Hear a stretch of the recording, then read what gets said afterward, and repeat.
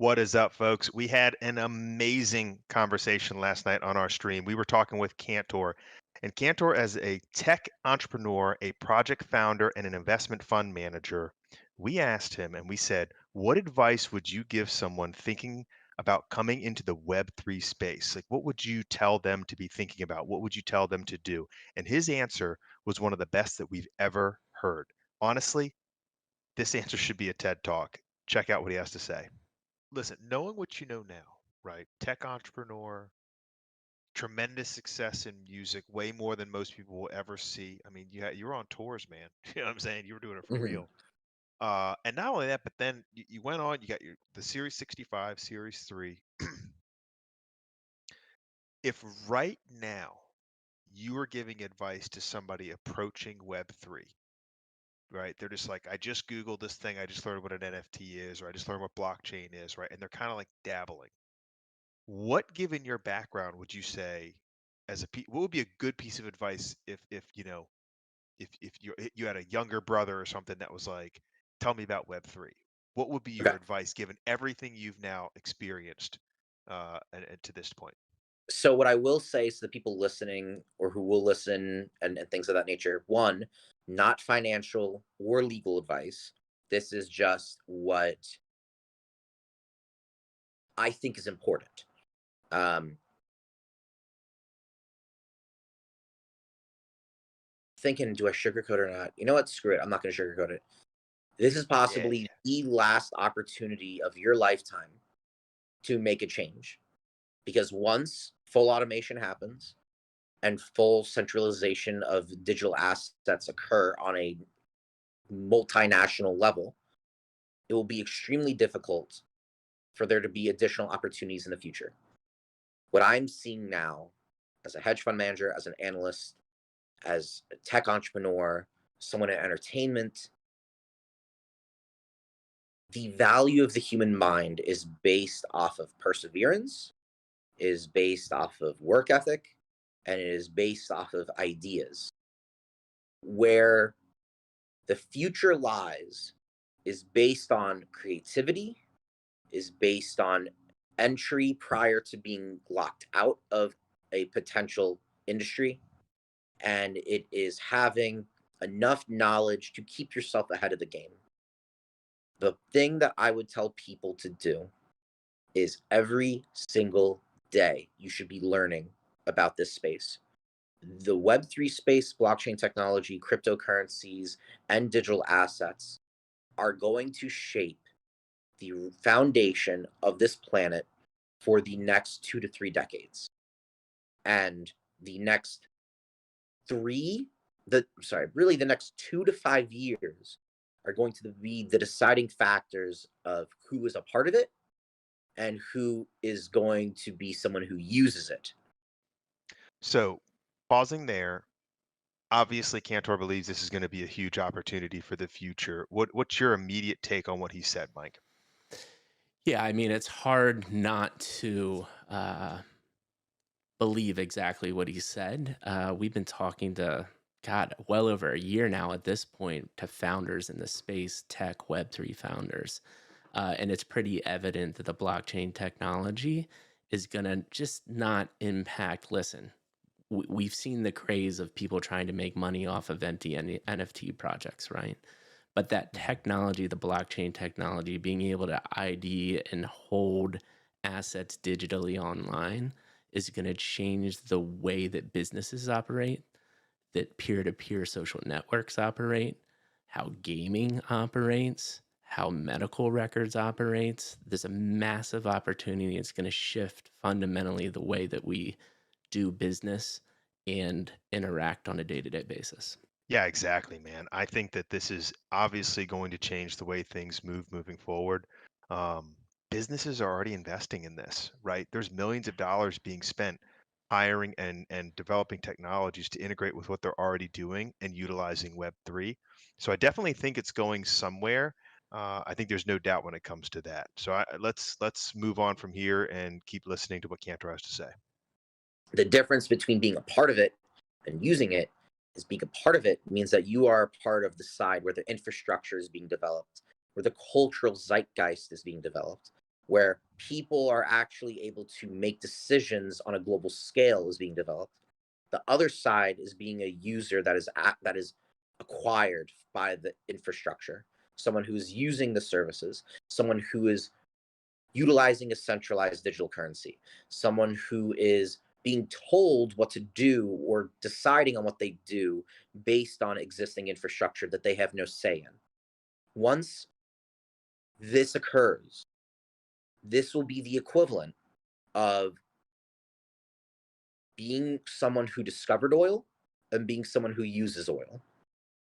That is the level of change that is about to occur. And really, the best analogy I can give for the time and place we're in is 1997, 1998 in the dot-com bubble. Bro, I I had to stop right there because dude, I vividly remember being at NFT NYC last year and talking to some of what we consider people top in the industry, talking about the DJ parties, the high rise get togethers, and people are just making absurd amount of money for no apparent reason. It's literally happening right now again in the Web3 space. What's different though is instead we're a little bit older in our life and we understand and we're not completely just goo goo gaga over all the money and the fun parties and all the things that are happening because that's going to go away. But it is fundamentally changing right now. There's a lot of money to be made, but the titans of the industry, like he said, are going to be around forever and shape the future of what the tech world looks like. What are your thoughts? I mean, the dot com analogy was fantastic. And honestly, when he said this is the difference between people discovering oil and people using oil, that hit home to me because it's like this technology is going to be what we use. And we're old enough, we've seen this happen a couple times, right? We saw this happen with cell phones. And it's like, you know, I see kids these days, and I'll be hanging out with Alan's kids, and like if they see a phone plugged into a wall, they do not know what it is. They do not know that it's a phone, Yeah. right? And so cell technology has just completely changed the way we communicate. Web technology, the dot com boom, what that's done. I mean, look at the difference between what Amazon has done to shopping. Yeah, It's like what Walmart did to retail, right? This is massive. This is the same magnitude of technology and it's happening before our eyes. But like you said, and you nailed it, we're older, we're not getting sucked into the hype part of it, and we're recognizing it for what it is as an investment opportunity, right? And I think that that is going to be huge. What do you think? absolutely, man. I can't wait to see what else Cantor has to say because I think he's going to drop some more knowledge on us as well. A lot of people knew about it. A lot of people never learned programming. A lot of people never got into the industry. A lot of people never got into the cultural aspect of it. A lot of people never understood the semantics of it, and a lot of people never understood the back end of it. What happens? A bunch of these companies are getting valuated at obscene amounts of money. They don't do anything. The people who run it know that they don't do anything, and they get these crazy VC valuations and IPOs and things like that. 1999 to 2001 happens, massive crash. Basically, over 95% of all tech companies go bust. What happens after that? Everyone thinks it's a fad. It's not going to come back. All these different things. The companies that lasted, that were the 5%, they ended up becoming some of the most successful companies on the globe. That's exactly what is happening right now. Every single person who's involved in crypto was on Cash App, was on Robinhood, was on Coinbase, was on PayPal, and all these other things. We're buying crypto, getting involved in NFTs, getting involved in various ecosystems. Of course, they're excited when it happened. It's great when everyone you could have. I literally remember throwing money into every single coin on Coinbase, and every single one went up. I thought it was genius. I might be a genius in some aspects, but definitely wasn't a genius then. I'll tell you that. Because I learned real quick what the hell was going on. And then everyone left. The same thing is happening now. The people who are surviving through the Web3 winter and are entering this bull market, not financial advice, but is looking quite nice. They have the opportunity, really one of the last opportunities in the next 2 to 5 years, to be involved in an industry that is going to change the world. Think about Web3 didn't really become popular until 2020 when the pandemic hit. If it wasn't for the pandemic, crypto would still not be as majorly accepted as it is now, because people had time to stay at home and play around, and they got this money from the government. They could put it into things. If we didn't have the pandemic, where we are right now in crypto probably wouldn't have happened in terms of mass adoption level until 2025, 2027, because it was growing, but it was not growing at the speed at which it is growing now. Yeah. So think about 1997 to 2001. That's kind of where we're at right now. But the internet, and the real internet that we know of, multi-hundred-billion-dollar companies, real use case companies in technology, software, hardware, it didn't really become mainstream until like the 2010s. Yeah. Yeah, we had Google, we had YouTube, Even we had later. Facebook, Yeah. but people were not phone obsessed Yeah. until the iPhone came out. Yeah. People were not internet obsessed really until Facebook and Facebook. Twitter and SoundCloud and YouTube. Yeah. People weren't obsessed with finding information on the internet until Wikipedia became big, until Google became big. Right. And Google, yeah, it came out in the 90s, but people weren't really using, people were still using Yahoo. Yeah. People Yeah. were using Netscape and AOL and all this other stuff. Like, Yeah. You forgot GeoCities and Angel Fire, dog. oh my God. Well, I mean, you Alta really want to go Vista. back now. We might as well just bring up DOS at this Oh, point. But come Exactly. on, man. You're talking to 41-year-old. Dude, who remembers CompuServe? Yeah. yes. What? No, yeah, But your you guys your get what I'm point's saying, though. fantastic. You understand what I'm saying, though, Yeah. right? Is that Yeah, no, that it's We level talk- of fantastic. acceptance by the major public. And when I say major public, I'm talking about, and I have arguments with people all the time about this, and I'm pretty positive with my numbers. We are not at a quote unquote beginning for mass adoption until we hit 1 billion users. We are not at 1 billion users. We might at best be at 300 million. Yeah. Maybe. I don't care that there is a survey that says the United States, 25% of people, of United States adults, own cryptocurrency. I don't believe it. Yeah. Yeah. Because I've talked to people at Morgan Stanley and JP Morgan and State Street and whatever, and they have absolutely zero idea. They don't own any of it. They don't even know what a Bitcoin is. They don't even understand what the blockchain is. They've never even heard of Ethereum. They didn't even heard of Solana. They didn't even heard of Right. Polygon. Right.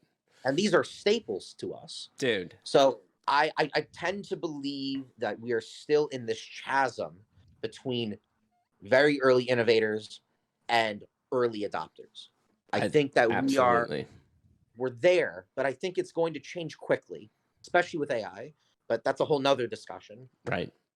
What I was trying to get at is, if you're listening to this and you're just getting into Web3, or you've been in it for a year, you've been in it for 2 years, you've been in it for 3 years, you've been in it since 2015, do not, I can't say that because that's legal advice. Do not give up on your belief of this technology, because the white papers by Satoshi, the white papers by Vitalik, the white papers by all these brilliant individuals who came up with these ecosystems and these tokens and this technology, they understand the purpose of this. The valuations might be high, but there's a reason crypto has not died. And that reason is because the actual use case of this technology, you don't need to understand what the blockchain is. You don't have to understand what hash is. You don't have to understand any of this stuff. What you need to understand is that there are two things that this technology is meant for. It is meant for decentralization, so that way you have control of your own assets and information. And it is the fact that it is scalable.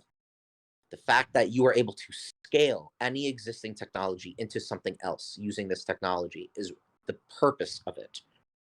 The whole point of a DAO is that you can have millions and billions of people voting on something, and you could have an answer within minutes, technically seconds, depending on the computer. Yep. Yep. If you have NFTs, you are able to have a non transferable, sometimes if it's soulbound, you can have a non liquid receipt of an asset. So that way, if someone does steal the asset, you can always prove that it is yours. It enables things like, even though I may not agree with this, it enables things like UBI to happen, universal basic income. It enables for, you know, medical services to become more efficient by allowing all those documents and records to be available at any hospital in case and you go into anyone. I mean, that is the purpose of Cantoria utilizing this technology. Is we are looking to scale out something that would not be possible without this technology. And there you have it, folks. I think that was one of the more thorough, honestly, like Matt said in the beginning, it could have been a TED Talk. Cantor did an awesome job of explaining the opportunity that Web3 has. I mean, let's be honest, we are at a moment in time where there's a huge opportunity if you take advantage of Web3 technology and blockchain. So, what do you do with that? Well, one, we had an amazing guest on just a couple weeks ago. His name's Brian. He's creating a beautiful NFT project called Foreverland, but he also does one of the best jobs of explaining what to do with Web3, and he explains it incredibly well. So click the link below. We've got that little gem for you.